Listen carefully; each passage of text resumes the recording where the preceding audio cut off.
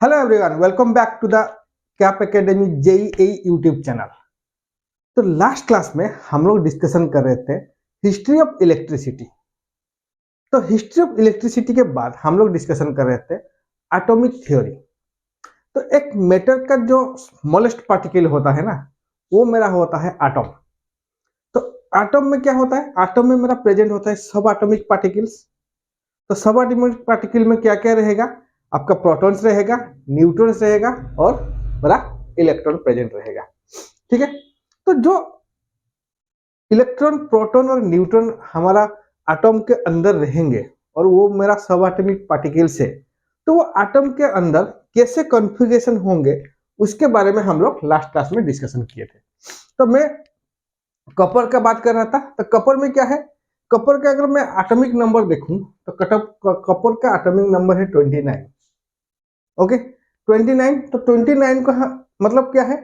29 electron present रहेगा और 29 proton present रहेगा। क्यों मेरा इलेक्ट्रॉन और प्रोटॉन यहाँ पे सेम प्रेजेंट रहता है? क्योंकि एक मैटर और एक एटम मेरा इलेक्ट्रिकली न्यूट्रल के जैसा बिहेव करेगा। So there is number of protons is equal to my number of electrons. Okay, तो नंबर ऑफ प्रोटॉन्स कहाँ पे रहेंगे? प्रोटॉन्स कहाँ पे प्रेजेंट रहेंगे? प्रोटॉन्स मेरा प्रेजेंट रहेगा न्यूक्लियस के अंदर। तो न्यूक्लियस के अंदर प्रोटॉन के साथ और क्या रहेगा? न्यूट्रॉन, जो कि चार्जलेस पार्टिकल। ओके, और जो इलेक्ट्रॉन है वो इलेक्ट्रॉन क्या करेगा? न्यूक्लियस के इर्द गिर्द घूमना स्टार्ट करेगा और न्यूक्लियस के इर्द गिर्द वो रोटेट करेगा। क्लियर? तो कैसे रोटेट करेंगे? तो एक एनर्जी बैंड में वो मेरा रोटेट करेगा। ओके, जो मेरा पाथ होगा उसको हम बोलेंगे एनर्जी बैंड। ओके, तो पहला एनर्जी बैंड, दूसरा एनर्जी बैंड, तीसरा एनर्जी बैंड। तो एक एक जो एनर्जी बैंड है उसमें कितना इलेक्ट्रॉन प्रेजेंट रहेगा वो हम लोग कैलकुलेट करेंगे 2n² रूल में। 2n² रूल में। ओके, तो 2n² रूल करके ये हम लोग पूरा complete atomic structure last class में डिस्कशन किए थे। ठीक है, चलिए उसको आगे बढ़ाते हैं। तो यहाँ पे हम बोलेंगे कि अगर मैं प्रोटॉन्स, मेरा क्या क्या चीज है यहाँ पे? सब एटॉमिक पार्टिकल्स।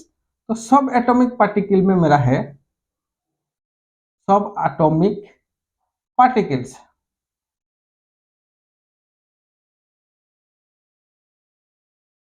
तो नंबर 1 पे क्या आएगा? प्रोटॉन। ओके, तो प्रोटॉन, प्रोटॉन क्या है? कौन सा चार्ज है? प्रोटॉन। प्रोटॉन है मेरा पॉजिटिव चार्ज। प्रोटॉन है मेरा positive charge. Okay, positive charge. Okay, positive charge. तो उसका कितना प्रोटॉन रहेगा? तो इसका मतलब क्या है? उसका मास क्या है? सॉरी, इसका मास क्या रहेगा? What is the mass of proton? तो मास ऑफ प्रोटॉन याद रखिए, what is the mass of proton?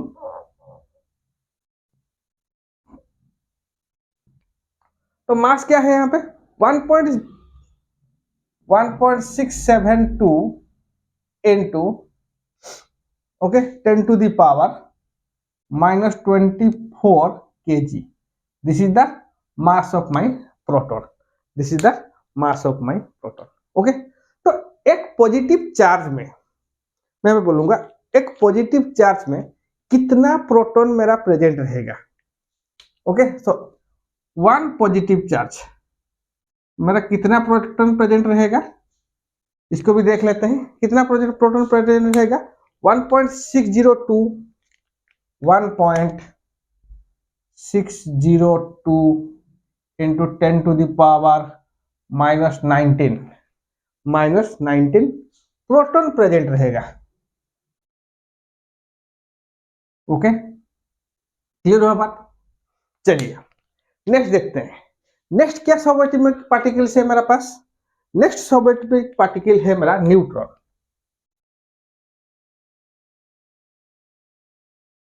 Okay, so what is the charge of neutron? जल्दी से कमेंट करके बताइए, न्यूट्रॉन का चार्ज क्या है?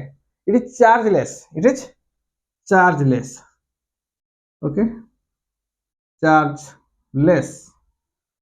ओके, तो यहाँ पे अगर चार्जलेस होगा तो क्या होगा? What is the mass of neutron? What is the mass of neutron?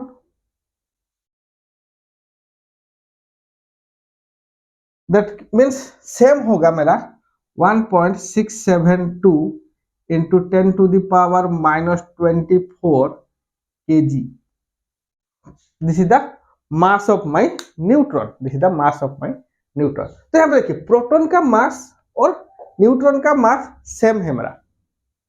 जो मेरा प्रोटॉन का मास होगा वही मेरा न्यूट्रॉन का मास होगा. तो यहाँ पे चार्ज क्या है? चार्ज कुछ नहीं है. तो यहाँ पे हम बोलेंगे कि अगर चार्ज नहीं है तो हम क्या बोलेंगे कि एक चार्ज में कितना न्यूट्रॉन रहेगा, उसको हम नहीं बोल सकते.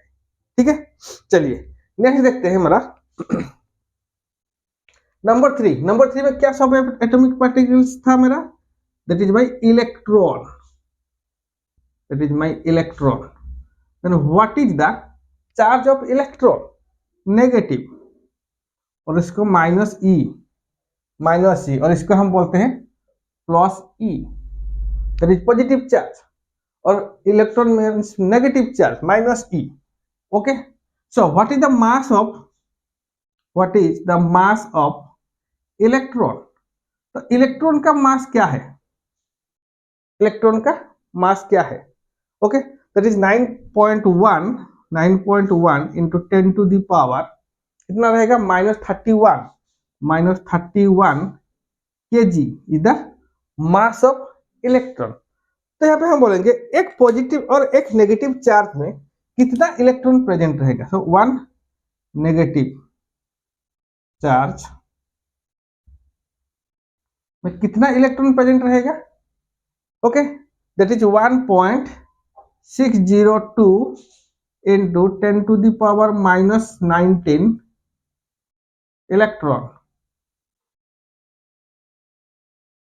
Okay, so this is the details about my sub atomic particles. तो यहां से भी क्वेश्चन आने का आपको एग्जाम में चांसेस है. आपको मास ऑफ इलेक्ट्रॉन पूछ लिया होगा, नहीं तो मास ऑफ आपको प्रोटॉन पूछ लिया होगा, नहीं तो आपको मास ऑफ न्यूट्रॉन पूछ लिया होगा. क्लियर? चलिए, तो इसके बाद हम क्या करेंगे, यहां से मेरा एटॉमिक थ्योरी जो है इतना ही चाहिए मेरे को एटॉमिक थ्योरी में. ओके, तो नेक्स्ट हम डिस्कशन करेंगे एटॉमिक थ्योरी के बाद हम लोग डिस्कशन करेंगे मटेरियल के बारे में. तो मटेरियल को हम लोग डिवाइड करेंगे 3 चीज में और 3 कैटेगरी में, जो कि है मेरा conductor, insulator and my semiconductor. Okay,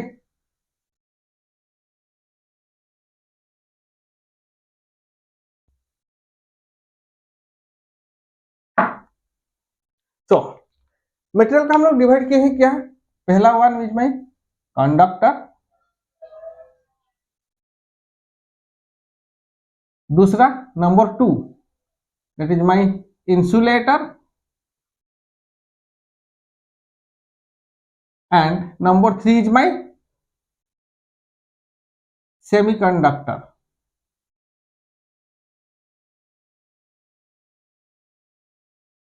number 3 is my semiconductor.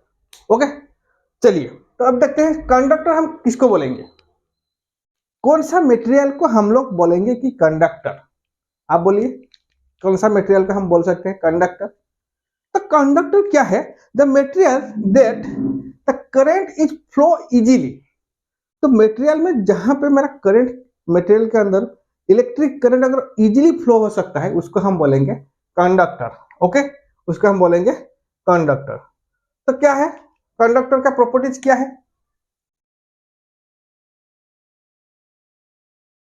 Conductor का प्रॉपर्टीज है the electric current flow easily.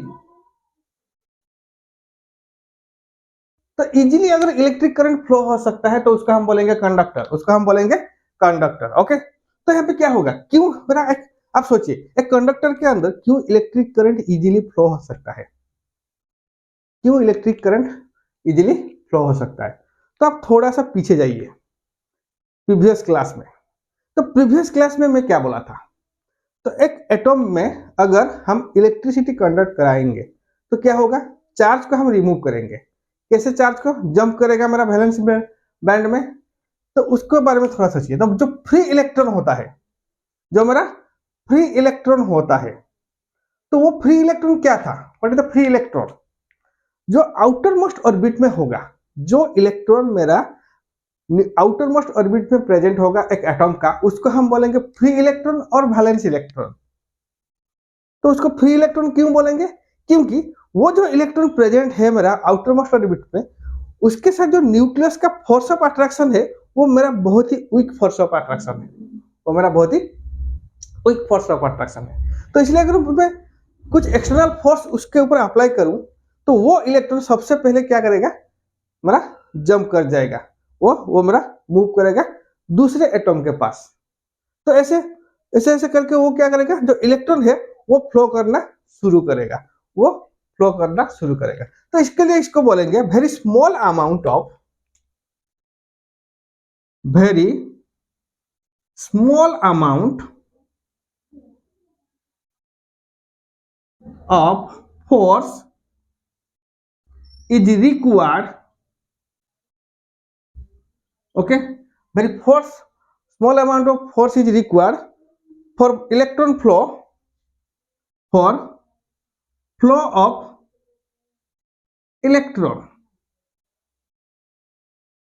तो इलेक्ट्रॉन फ्लो करने के लिए, तो इलेक्ट्रॉन फ्लो मीन्स क्या, करंट है मेरा। तो इलेक्ट्रॉन फ्लो करने के लिए वेरी लो अमाउंट और very small amount of force मेरा रिक्वायर्ड होगा, कहां पे, कंडक्टर पे, कहां पे, कंडक्टर में। And due to present the free electron, due to present the free electron, okay, free electron in an atom of, in an atom of conductor।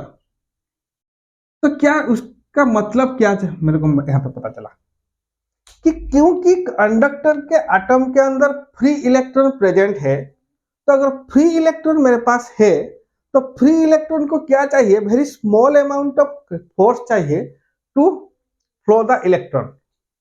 तो electron को फ्लो करने के लिए very small amount of force चाहिए। क्यों very small amount of force चाहिए? क्योंकि जो फ्री इलेक्ट्रॉन होता है ना, वो मेरा न्यूक्लियस से दूर प्रेजेंट रहता है, तो उनके बीच में जो फोर्स ऑफ अट्रैक्शन है वो मेरी वेरी लेस है। Okay, so this is the properties of my conductor। तो कंडक्टर में क्या होगा, कंडक्टर में करंट इजीली फ्लो कर सकता है, नंबर 1 पॉइंट। नंबर 2 पॉइंट क्या है, क्यों कंडक्टर में करंट इजीली फ्लो करेगा, तो करंट मतलब क्या है, फ्लो ऑफ इलेक्ट्रॉन। तो इलेक्ट्रॉन वहां पे इजीली फ्लो करेगा। तो इलेक्ट्रॉन कैसे इजीली फ्लो करेगा, अगर very small amount of force उसको मैं अप्लाई करूं तो मेरा इलेक्ट्रॉन मूव करेगा, क्योंकि due to the presence of my free electron. तो कंडक्टर के अंदर फ्री इलेक्ट्रॉन प्रेजेंट है, इसीलिए there if we will give very small amount of force it will move. Okay, तो एग्जांपल बताइए, यहाँ पे कंडक्टर का एग्जांपल बताइए मेरे को, कमेंट बॉक्स में बताइए what is the example of my current conductor. Example क्या है, copper, copper is the example of conductor. Aluminium, aluminium, silver, gold, ये सब क्या है हमारा, ये सब हमारा कंडक्टर है। तो यहाँ पे देखिए जो 4 यहाँ पे एग्जांपल में यहाँ पे लिस्ट आउट किया हूँ, कॉपर, एल्यूमिनियम, सिल्वर, गोल्ड, तो उसमें से कौन सा मटेरियल मेरा बेस्ट कंडक्टर ऑफ इलेक्ट्रिसिटी है, बेस्ट कंडक्टर ऑफ इलेक्ट्रिसिटी है, whether it is gold, silver, aluminium, copper. तो ये चारों को आप बेस्ट कंडक्टर ऑफ इलेक्ट्रिसिटी के हिसाब से अरेंज कीजिए और मेरे को कमेंट बॉक्स में बताइए which one is the best conductor. Gold is the best conductor, उसके बाद कौन सा आएगा, सिल्वर, सिल्वर के बाद क्या आएगा, कॉपर, कॉपर के बाद क्या आएगा, एल्यूमिनियम, कॉपर के बाद क्या आएगा, एल्यूमिनियम। ओके, तो यहाँ पे देखिए, तो यहाँ पे बोलोगे कि सर अगर गोल्ड मेरा बेस्ट कंडक्टर और सिल्वर मेरा बेस्ट कंडक्टर, ठीक है, गोल्ड को हम अप्लाई नहीं यूज नहीं कर सकते कंडक्टर के जैसा, क्यों, क्योंकि आपको तो पता है ना अभी गोल्ड का रेट कितना है, 1 ग्राम गोल्ड का रेट कितना है, तो उसको हम कंडक्टर के जैसा यूज करेंगे तो देश तो मेरा गरीब हो जाएगा, जब भी कंपनी होगा तो गरीब हो जाएगा। तो इसलिए गोल्ड को छोड़ दीजिए।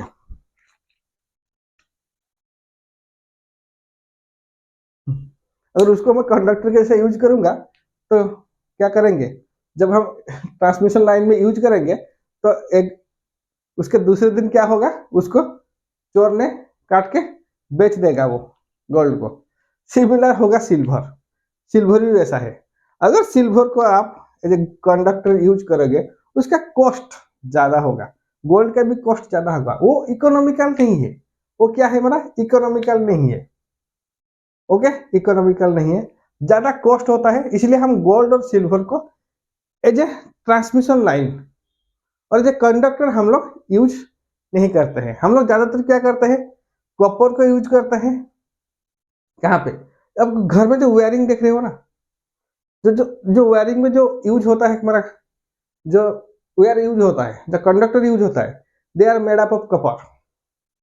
लेकिन जब आप ट्रांसमिशन लाइन देखोगे तो ट्रांसमिशन लाइन में क्या होता है, कॉपर यूज होता है क्या, नहीं, ट्रांसमिशन लाइन में ज्यादातर एल्यूमिनियम यूज करते हैं, क्योंकि कॉपर से एल्यूमिनियम और भी थोड़ा सस्ता आता है।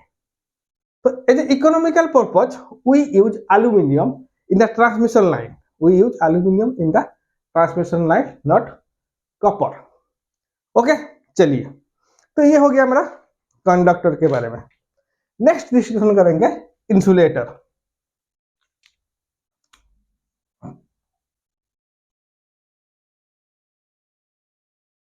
नेक्स्ट हम इंसुलेटर डिस्कशन करेंगे। तो व्हाट इज इंसुलेटर, जल्दी से बताइए, what is insulator. If there is no free electron present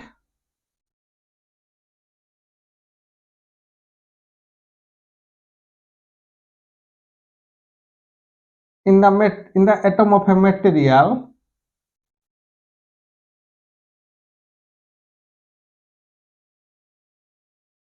then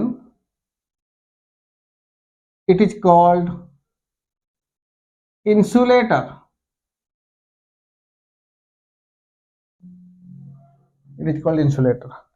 तो इंसुलेटर में क्या होगा, अगर कंडक्टर में मेरा इजीली करंट फ्लो हो सकता है, इंसुलेटर क्या करेगा, करंट फ्लो को उसके अंदर करंट फ्लो करने नहीं देगा, करने नहीं देगा, तो उसके अंदर करंट फ्लो नहीं होगा। क्यों फ्लो नहीं होगा, क्योंकि अगर मैं कंडक्टर का बात करूं, कंडक्टर में जो करंट फ्लो होता है वो कौन सा इलेक्ट्रॉन मेरा रेस्पॉन्सिबल है, फ्री इलेक्ट्रॉन। तो फ्री इलेक्ट्रॉन यहाँ पे रेस्पॉन्सिबल है to flow the current. But conductor insulator में क्या है, इंसुलेटर में हमारा फ्री इलेक्ट्रॉन ही प्रेजेंट नहीं है। अगर फ्री इलेक्ट्रॉन प्रेजेंट नहीं है तो इसका मतलब क्या है, जो भी इलेक्ट्रॉन उसके एटम के अंदर प्रेजेंट होगा वो मेरा न्यूक्लियस के साथ टाइटली बॉन्डेड होकर रहेगा, टाइटली बॉन्डेड होकर रहेगा। यहाँ पे क्या होता है, जो फ्री इलेक्ट्रॉन होता है वो न्यूक्लियस के साथ लूजली बॉन्डेड होता है। तो उसके लिए हमको क्या, very small amount of force apply किया, इलेक्ट्रिसिटी और एक करंट फ्लो होना शुरू करेगा। लेकिन यहाँ पे क्या है, यहाँ पे जो इलेक्ट्रॉन है, वैलेंस इलेक्ट्रॉन और फ्री इलेक्ट्रॉन प्रेजेंट नहीं है। अगर फ्री इलेक्ट्रॉन प्रेजेंट नहीं है तो जो भी इलेक्ट्रॉन वहां पे मेरा ऑर्बिट में रहेगा वो they are tightly bonded with my nucleus. अगर वो न्यूक्लियस के साथ टाइटली बॉन्डेड रहेगा तो कुछ भी फोर्स दो, वो उस जो ऑर्बिट है उस ऑर्बिट से निकलेगा नहीं। वो जो एनर्जी बैंड है उस एनर्जी बैंड से वो इतना आसान नहीं होगा उसको निकालने के लिए, उसको निकालने के लिए। इसलिए क्या होगा, very large amount of force is required. तो सपोज करो मेरे पास एक इंसुलेटर है, तो यहाँ पे देखिए, यहाँ पे एक इलेक्ट्रॉन प्रेजेंट है, यहाँ पे एक इलेक्ट्रॉन प्रेजेंट है।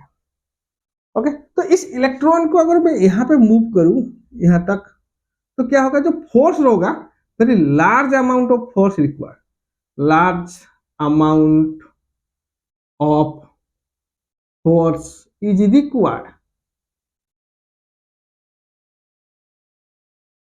अगर इलेक्ट्रॉन मूव नहीं होगा तो उसके अंदर इलेक्ट्रिसिटी फ्लो होगा क्या, इलेक्ट्रिक करंट फ्लो होगा क्या, वो इलेक्ट्रिसिटी को फ्लो होने नहीं देगा। तो दिस इज द इंसुलेटर। तो insulator means, what is the example of insulator, आपको पता होगा एग्जांपल क्या है। अगर एग्जांपल का बात करूं मैं, मेरा rubber okay, rubber, then wood, okay, these are the examples of my insulator. okay, next चलते हैं इंसुलेटर के बाद। इंसुलेटर के बाद मेरा आएगा क्या नंबर 3 पे, सेमीकंडक्टर। नंबर 3 में कौन सा चीज आ रहा है मेरा, सेमीकंडक्टर। तो ये जो सेमीकंडक्टर है ये क्या है,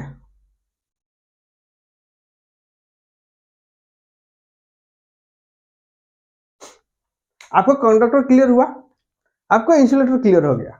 कंडक्टर में फ्री इलेक्ट्रॉन है जो कि जो न्यूक्लियस के साथ थोड़ा टाइटली बॉन्डेड नहीं है, लूजली बॉन्डेड है। So small amount of force apply करेंगे तो वो मूव करेगा, अगर वो मूव करेगा तो मेरा करंट फ्लो होगा। इंसुलेटर जो है उसमें क्या है मेरा, उसमें मेरा फ्री इलेक्ट्रॉन प्रेजेंट नहीं है, जो भी इलेक्ट्रॉन है वो क्या है न्यूक्लियस का टाइटली बॉन्डेड है, तो जितना भी फोर्स अप्लाई करो वो वहां से मूव नहीं होगा, अगर मूव नहीं होगा तो इलेक्ट्रिसिटी फ्लो नहीं करेगा। But then come to the semiconductor, very peculiar properties. Semiconductor में क्या है, वेरी इंटरेस्टिंग प्रॉपर्टीज है और वेरी पिकुलियर प्रॉपर्टीज है। They are dual nature, they are dual in nature. क्या है उनमें क्या है, बहुत कंडक्टर का प्रॉपर्टीज भी है, उनमें बहुत इंसुलेटर का प्रॉपर्टीज भी है। एक सर्टन रेंज के लिए और एक सर्टन टेम्परेचर के लिए जो भी मटेरियल होगा they will act as insulator. उस टेम्परेचर से उसको अगर उस टेम्परेचर से मैं ज्यादा टेम्परेचर उसमें दे दूं तो इंसुलेटर क्या होगा, it will act as a conductor, it will act as a conductor. तो इसका मतलब क्या है, सेमीकंडक्टर हैज और it has both the properties of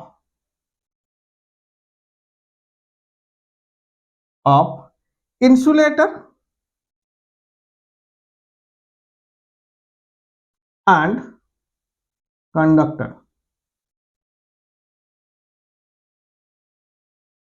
insulator and conductor। Okay, तो इसका मतलब क्या है, इसका मतलब है सेमीकंडक्टर हैज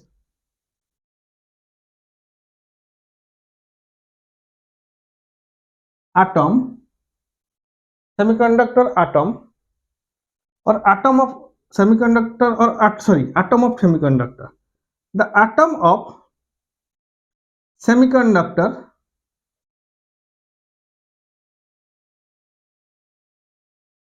क्या है, the atom of semiconductor have no free electron, have no free electron। तो फ्री इलेक्ट्रॉन यहाँ पे नहीं है, अगर फ्री इलेक्ट्रॉन नहीं है तो it will act as a insulator, it will act as a insulator.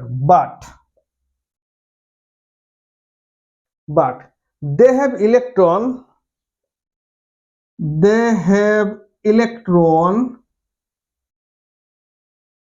which is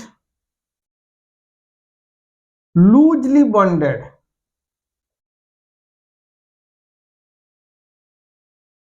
with nucleus।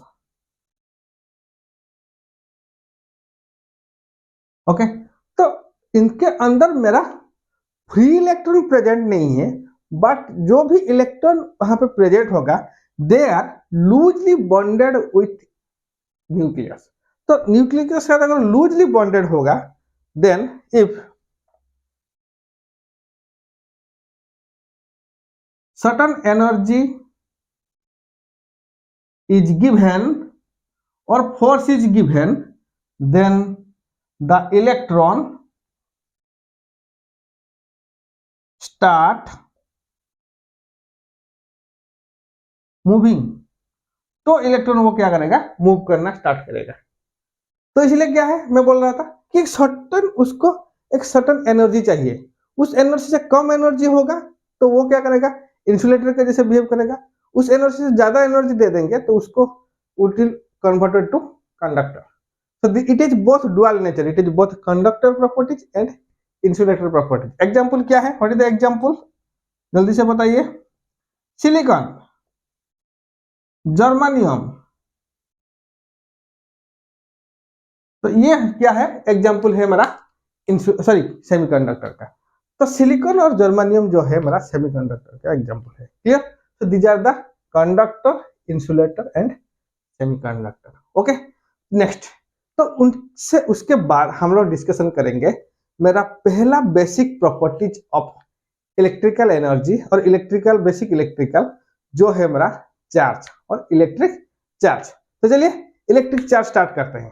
So atomic structure के बाद जो मेरा चैप्टर आएगा वो है मेरा इलेक्ट्रिक चार्ज। ओके, तो इलेक्ट्रिक चार्ज से मेरा क्या होता है, जो basic fundamentals of electrical energy और इलेक्ट्रिकल इंजीनियरिंग वो मेरा यहाँ पे स्टार्ट होता है। ओके, तो चलिए इलेक्ट्रिक चार्ज के बारे में डिस्कशन करेंगे। तो अगर इलेक्ट्रिक चार्ज वर्ड आप सुनोगे आपके माइंड में क्या आएगा? आपके माइंड में क्या आता है कि अगर आप जैसे आप इलेक्ट्रिक चार्ज के बारे में सुनते हो, थोड़ा सा सोचिए क्या है charge? It is the fundamental quantities of particles. It is the fundamental quantities of particles. Okay, तो मैं यहां पे बोलूंगा it is the fundamental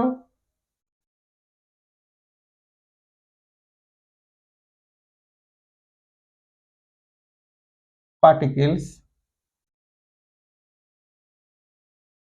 of, okay, it is the fundamental particles of, और fundamental quantities of particles, fundamental quantities.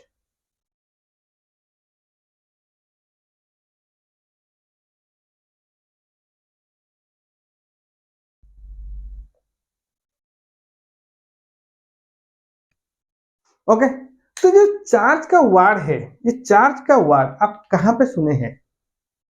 जब हम atomic structure देख रहे थे तो एटॉमिक कॉन्फ़िगरेशन में हम लोग पहली बार इस चार्ज का वर्ड सुने हैं।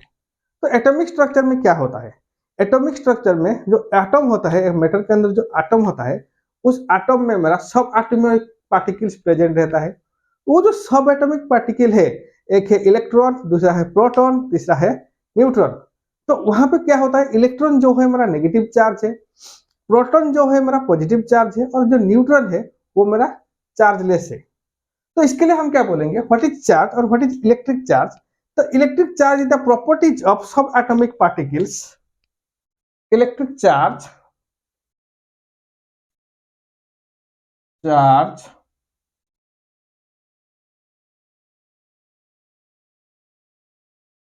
is the properties of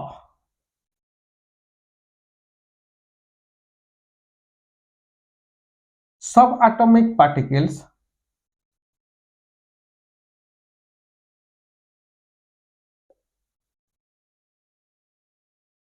okay, it is the properties of subatomic particles that experience a force, that experience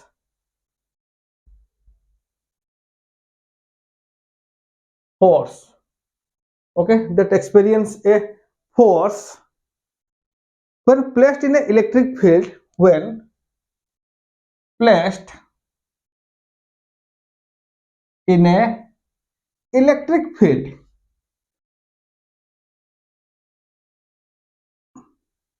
or magnetic field, or magnetic field. This is the definition of my electric charge. तो electric charge क्या है? It is the properties of my sub atomic particles. तो अगर सब atomic particles हम लोग discussion करेंगे तो there are two types of charges. Okay, मैं बोलूंगा there are two types of charges. तो चार्ज को हम डिवाइड करेंगे दो टाइप में। एक है मेरा पॉजिटिव चार्ज, ओके, दूसरा है मेरा नेगेटिव चार्ज। ओके, तो पॉजिटिव चार्ज मीन्स क्या है? कौन सा सब एटॉमिक पार्टिकल से? प्रोटॉन। अगर नेगेटिव चार्ज का बात करेंगे वो होगा मेरा इलेक्ट्रॉन। तो इसका मतलब इलेक्ट्रिक चार्ज में हम लोग दो सब एटॉमिक पार्टिकल के बारे में डिस्कशन करेंगे। एक है मेरा प्रोटॉन, दूसरा है मेरा इलेक्ट्रॉन, दूसरा है मेरा इलेक्ट्रॉन। ओके, तो यहाँ पे देखिए what is the unity of charge. अगर मैं यूनिटी का बात करूं, यूनिटी, यूनिटी ऑफ चार्ज क्या है? Coulomb.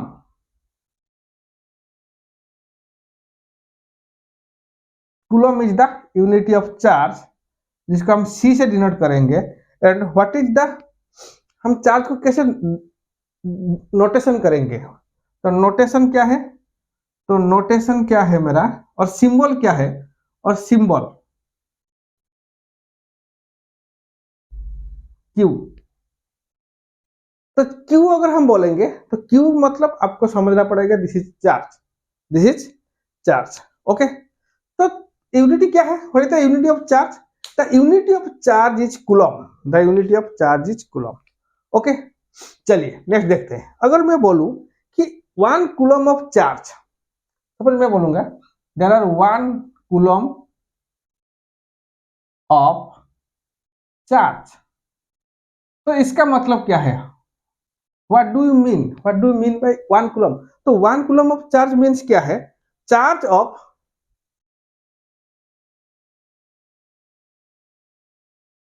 Okay, charge of 625 into 625 into 10 to the power 16, शायद 16 है, okay sorry 10 to the power 6, 10 to the power 6 electron, 10 to the power 6 electron. Okay, चलिए, तो इसका मतलब 1 coulomb of charge means there are 625 into 10 to the power 6 electron. तो इतना electron का charge को हम लोग बोलेंगे 1 कूलम ऑफ चार्ज। ओके, तो यहाँ पे बोलेंगे कि सर अगर 1 body, suppose a body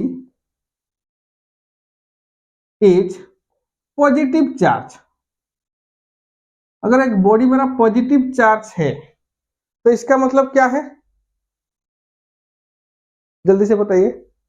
that means it has deficit of, it has deficit of 625 into 10 to the power 16 electron. Okay, तो एक बॉडी मेरा positive charge means it has deficit of 625 into 10 to the power 16 electron. Okay, तो this is means positive charge. चलिए, तो ये हो गया मेरा चार्ज। तो चार्ज का प्रॉपर्टीज क्या है, what is the properties of charge, next जानेंगे what is the properties of my charge. Okay, तो आपको पता होगा चार्ज का प्रॉपर्टीज क्या है। तो प्रॉपर्टीज की अगर बात करूं मैं यहाँ पे, जल्दी से लिख लीजिए।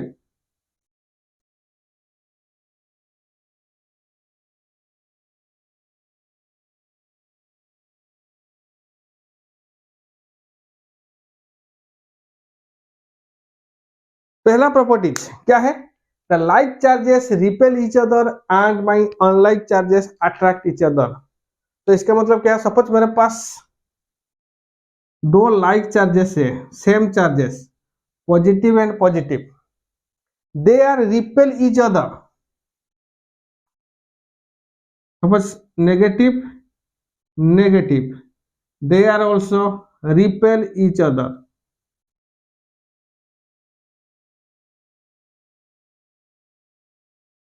okay, this is the properties of my charge। similarly अगर opposite charges का बात करूं मैं, positive negative, they are attract, they attract each other, they attract each other। okay, next properties, next properties क्या है मेरा, charge can neither be created nor be destroyed, that means the net charge of A system is constant. तो इसका मतलब क्या है, this is properties number 1। Properties number 2 क्या बोल रहा है, द नेट चार्ज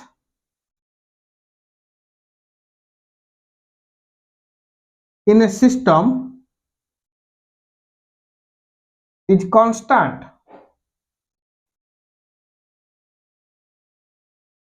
तो एक सिस्टम के अंदर जो नेट चार्ज होगा वो मेरा कांस्टेंट रहेगा, वो मेरा कांस्टेंट है। तो इसका मतलब क्या है, हम न्यू चार्ज क्रिएट नहीं कर सकते हैं, हम न्यू एक चार्ज को डिस्ट्रॉय नहीं कर सकते हैं। The net charge in A system is constant, this is the properties number 2। तो this is the 2 properties of my charge, this is the 2 properties of my charge, जो कि मेरा बेसिक इलेक्ट्रिकल में चाहिए। ओके, चलिए नेक्स्ट देखते हैं। तो नेक्स्ट हम डिस्कशन करेंगे प्रॉपर्टीज ऑफ चार्ज के बाद Coulomb's law. Okay, Coulomb's law. तो व्हाट इज कूलम्स लॉ? ये आप फिजिक्स में ऑलरेडी पढ़ चुके हो, जब इलेक्ट्रोस्टैटिक चैप्टर आप पढ़े थे फिजिक्स में, तो वहां पे भी हम लोग का कूलम्स लॉ ऑलरेडी हम लोग डिस्कशन कर चुके हैं। ठीक है, तो कूलम्स लॉ क्या बोल रहा है? The force of attraction and repulsion between the 2 point charges is directly proportional to the product of their magnitude and inversely proportional to the square of the distance between them. तो suppose करो मेरे पास 2 point charges है, 2 charges में ले रहा हूं। ठीक है, एक 2 charges that is plus Q. Okay, plus Q, 2 point charges में ले लिया। Okay, the force of attraction, अभी जब बोला था कि यहाँ पे जो अट्रैक्शन और रिपल्शन होगा, तो सपोज यहाँ पे माइनस क्यू ले रहा हूँ। ठीक है, दोनों के बीच में क्या होगा? अट्रैक्शन होगा, क्योंकि जब अगर मैं सेम चार्जेस ले जाऊंगा तो they are repel each other, तो अपोजिट चार्जेस ले रहा हूँ। तो अगर अपोजिट चार्जेस ले रहा हूँ, 2 पॉइंट चार्जेस ले रहा हूँ, तो उनके बीच में जो फोर्स ऑफ अट्रैक्शन होगा वो किसके साथ मेरा प्रोपोर्शनलिटी होगा? अपन यहाँ पे इन दोनों के बीच में जो फोर्स ऑफ अट्रैक्शन हो रहा है, let it be F. so f is proportional to the product of their magnitude, directly proportional to q1 q2 divided by inversely proportional किसके साथ होगा? the distance between them, let the distance is r, square of the distance between them। तो उसका square हो जाएगा, जो distance होगा वो डिस्टेंस का स्क्वायर हो जाएगा। सो क्या है? What is the Coulomb's law? The force of attraction and repulsion between the 2 point charges is directly proportional to the product of their magnitude and inversely proportional to the square of the distance between them। Okay, अगर मैं same charges ले जाऊंगा यहाँ पे plus Q, तो repulsion होगा, उस repulsion का जो फोर्स होगा वो भी मेरा प्रोपोर्शनल होगा q1 q2 by are square के साथ। ओके, तो अगर यहाँ से मैं प्रोपोर्शनल साइन हटा दूं, इक्वल टू साइन दे दूं, तो एक कांस्टेंट मल्टीप्लाई हो जाएगा। This let this constant is K, so q1 q2 by R square. Okay, तो k क्या है? What is k? k is the coulomb's constant, इसका हम बोलेंगे कूलम्स कांस्टेंट। ओके, इसका वैल्यू क्या है? 8.988 into 10 to the power 19, 10 to the power 9, okay, Newton square meter square plus coulomb square। So this is the coulomb's constant, that is 8.988 into 10 to the power 9 Newton square meter square into coulomb square। This is the coulomb's constant। okay, so ये हो गया हमारा coulomb's law of charge। okay, तो ये जो charge के बारे में अभी हम जाने हैं, तो यहाँ पे मेथड ऑफ चार्जिंग क्या होगा? तो 2 बॉडी अगर 2 पार्टिकल में ले जाऊं तो उसको हम कैसे चार्ज करेंगे? तो उसका 3 मेथड है। इस 3 मेथड को डिस्कशन करके हम आज की इस लेक्चर को यहीं पे खत्म करेंगे। ठीक है, तो मेथड ऑफ चार्जिंग में क्या होगा? तो अगर मेथड ऑफ चार्जिंग में देखूं तो पहला मेथड है मेरा charging by friction. Charging by friction,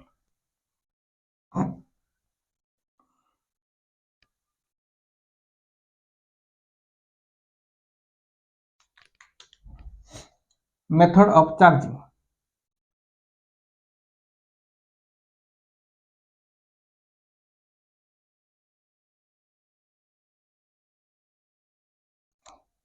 okay, तो पहला मेथड क्या है? Charge by friction.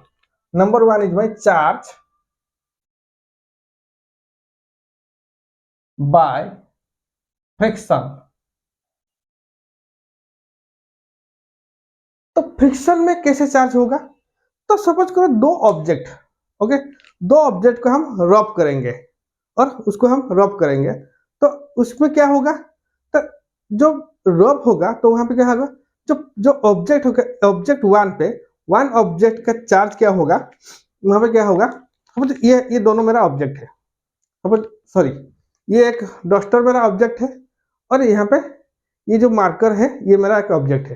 अगर इस दोनों को मैं रॉब करूँ यहाँ पे, तो यहाँ पे क्या होगा, यहाँ पे एक ऑब्जेक्ट का जो मेरा इलेक्ट्रॉन है ये क्या करेगा, ये लूज इलेक्ट्रॉन का कुछ इलेक्ट्रॉन यहाँ पे ये लूज हो जाएगा। इसके अंदर जो इलेक्ट्रॉन है इसमें क्या होगा, कुछ इलेक्ट्रॉन वो लूज कर देगा, जो भी इलेक्ट्रॉन वो लूज करेगा वो इसको गेन कर लेगा। तो इस पे क्या होगा, यहाँ पे इलेक्ट्रॉन लूज हो रहा है मतलब पॉजिटिव चार्ज, यहाँ पे अगर इलेक्ट्रॉन गेन हो रहा है तो नेगेटिव चार्ज। ओके, तो इसमें क्या है, तो इसमें क्या है, चार्ज बाय फ्रिक्शन मींस हम क्या करेंगे, रब करेंगे। किसको रब करेंगे,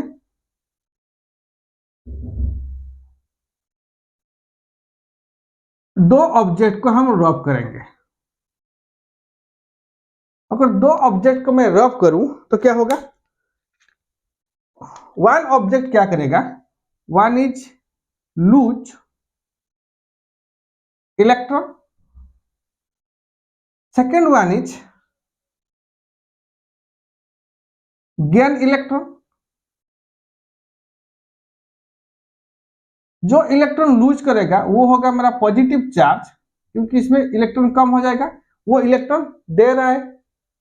और जो इलेक्ट्रॉन मेरा गेन करेगा वो होगा मेरा नेगेटिव चार्ज, वो होगा मेरा नेगेटिव चार्ज। ये जो पूरा प्रोसेस है, इस प्रोसेस को हम बोलेंगे चार्ज बाय फ्रिक्शन। उसमें जो मेरा चार्ज मेरा ट्रांसफर हो रहा है, दो ऑब्जेक्ट के बीच में अगर ट्रांसफर हो रहा है, सपोज यहाँ पे डस्टर, दूसरा है मेरा मार्कर, रब कर रहा हूं।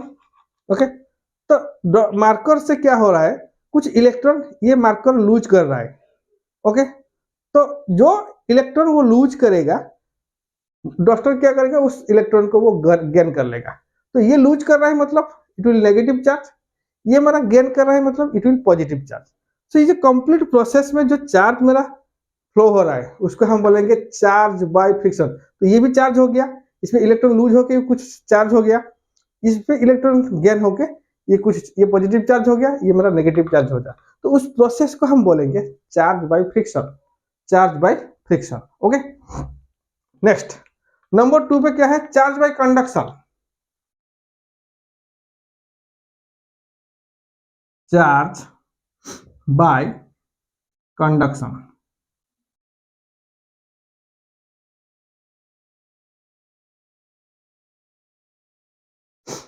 तो चार्ज बाय कंडक्शन हम कैसे करेंगे।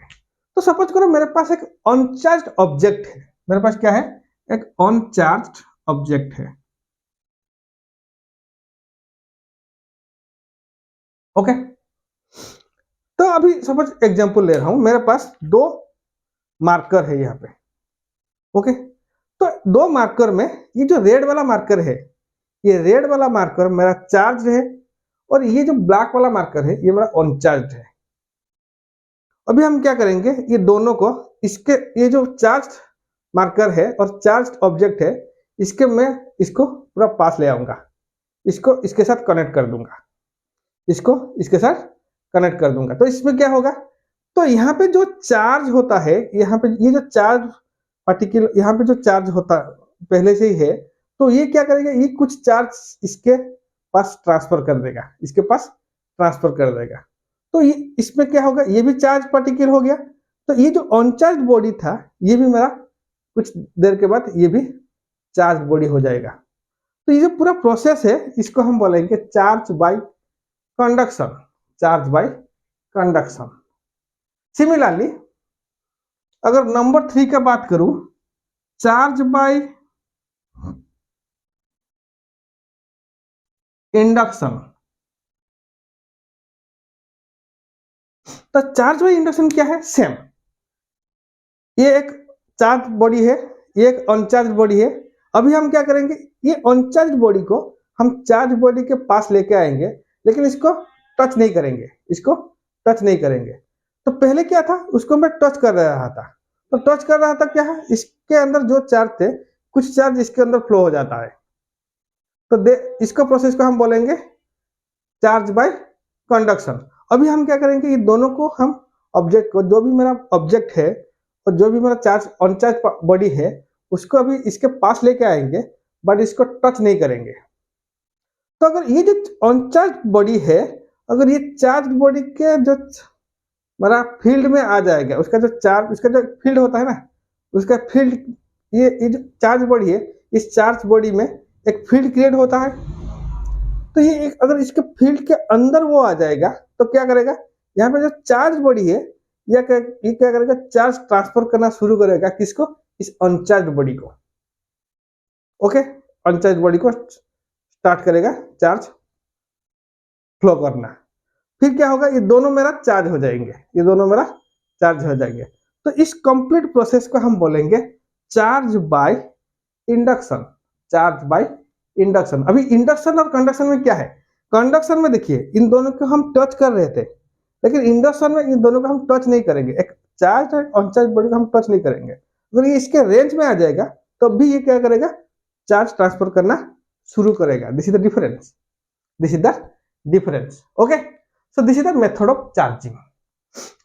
चलिए, तो मेथड ऑफ चार्जिंग के साथ हम आज की इस लेक्चर को खत्म करते हैं, लेकिन खत्म करने से पहले मैं आपको एक होमवर्क दे रहा हूं। तो आपको एक क्वेश्चन दे रहा हूं, उस क्वेश्चन का आप सोचिए और मेरे को जो आंसर है कमेंट बॉक्स में बताइए। क्वेश्चन क्या है, it is a charge, my question is charge is a, और electric charge, sorry electric charge बोल रहा हूं, इलेक्ट्रिक चार्ज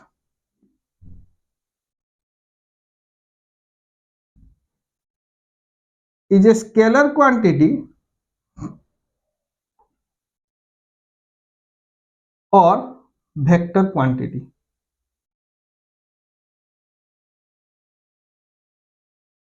आप उसको, इसका आंसर मेरे को बताना है। जो इलेक्ट्रिक चार्ज और चार्ज के बारे में अभी डिस्कशन किए हैं हम,